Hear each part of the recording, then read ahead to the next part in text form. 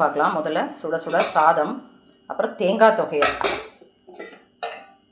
பண்ணியிருக்கேன். அதுக்கு தொட்டுக்கிறதுக்கு இன்றைக்கி ஒரு எக்ஸலண்ட் சைட் டிஷ் பண்ணியிருக்கேன். பைனாப்பிள் ரசவாங்கி. இது ஒரு கர்நாடகா ஸ்டைல்.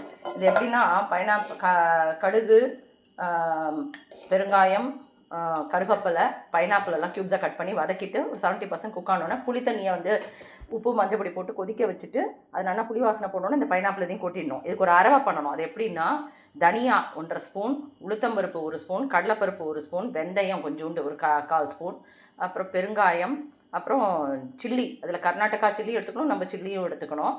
அதெல்லாம் பெருங்காயம் இதெல்லாம் வச்சு இதை வந்து வறுத்துட்டு வெறும் ட்ரை ரோஸ்ட் பண்ணிட்டு லாஸ்ட்டில் தேங்காவை போட்டு வறுத்துட்டு அதை வந்து ஒரு பேஸ்ட் பண்ணி இதில் போடணும். ரொம்ப நல்லாயிருக்கும், ட்ரை பண்ணி பாருங்கள்.